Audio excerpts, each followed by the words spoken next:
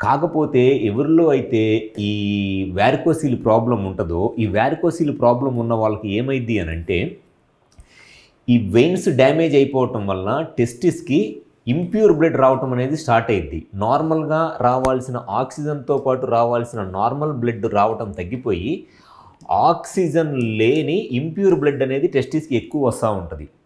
So ఎప్పుడైతే టెస్టిస్కి oxygen లేని ఇట్లా ఇర్రెగ్యులర్ బ్లడ్ ఫ్లో అంటారు, ఈ ఇర్రెగ్యులర్ బ్లడ్ ఫ్లో ఆక్సిజన్ లేని ఇంప్యూర్ బ్లడ్ అనేది ఎక్కువ రావటం టెస్టిస్కి స్టార్ట్ అవుతుందో, స్లోగా టెస్టిస్ టెంపరేచర్ పెరిగిపోయింది. ఈ టెస్టిస్ టెంపరేచర్ నార్మల్గా ఉన్న టెంపరేచర్ కన్నా ఒక 2 to 3 degrees temperature testis temperature rise అయ్యింది. ఈ టెస్టిస్ టెంపరేచర్ రైజ్ అయిపోవటం వల్ల ఈ టెస్టిస్లో స్పెర్మ్ కౌంట్ అనేది తగ్గిపోయింది. దానివల్ల ఎక్కువగా డెడ్ స్పెర్మ్స్ పుట్టడము, స్పెర్మ్స్లో కదలికలు తగ్గిపోవటము, కౌంట్ తగ్గిపోవటం వల్ల ఇన్ఫర్టిలిటీ, పిల్లలు లేక ఇబ్బంది పడుతూ ఉంటారు ఈ వారికోసిల్ ప్రాబ్లం వల్ల. అండ్ నెక్స్ట్ వచ్చే ప్రాబ్లం ఏమిటి అని అంటే, ఈ టెస్టిస్ టెంపరేచర్ పెరిగిపోవటం వల్ల కొంతమందిలో టెస్టోస్టిరాన్ హార్మోన్ కూడా తగ్గిపోయింది. ఈ టెస్టోస్టిరాన్ హార్మోన్ అనేది మగవాళ్ళకి సెక్స్ పరంగా కావాల్సిన ముఖ్యమైన hormone testosterone hormone. Testosterone hormone ఎంత ఎక్కువగా ఉంటే మగవాళ్ళు సెక్షువల్గా అంత బాగా పెర్ఫామ్ చేయగలరు. ఎవరిలో అయితే ఈ వారికోసిల్ ప్రాబ్లం ఉంటుందో, ఈ వారికోసిల్ వల్ల టెస్టోస్టిరాన్ హార్మోన్ తగ్గిపోయి ఈ ఇన్ఫర్టిలిటీతో పాటు సెక్స్ ప్రాబ్లమ్స్ కూడా రావడానికి చాలా ఎక్కువ అవకాశం ఉంటుంది.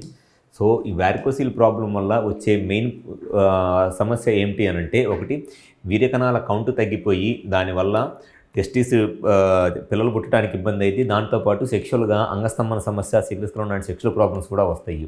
సో ఎవరిలో అయితే వారికోసిల్ ప్రాబ్లం ఉంటుందో దాన్ని వాళ్ళు కరెక్ట్గా ఐడెంటిఫై చేసి, అది ఏ గ్రేడ్ ఉంది వారికోసిల్, గ్రేడ్ 1, గ్రేడ్ 2, గ్రేడ్ 3 అంటారు, ఏ గ్రేడ్ ఉంది వారికోసిల్ అనేది చెక్ చేసుకొని ఎంత తొందరగా వారికోసిల్కి ట్రీట్మెంట్ చేయించుకుంటే టెస్టిస్ బ్లడ్ సప్లై మళ్ళీ నార్మల్కి వచ్చి టెస్టిస్ నార్మల్గా ఫంక్షన్ చేసి ఇది స్పెర్మ్ కౌంట్ మళ్ళీ నార్మల్గా వస్తుంది, టెస్టోస్టెరాన్ హార్మోన్ కూడా నార్మల్గా వచ్చి పిల్లలు పుట్టడానికి అండ్ సెక్షువల్గా కూడా ఎటువంటి ఇబ్బందులు లేకుండా ఉంటుంది.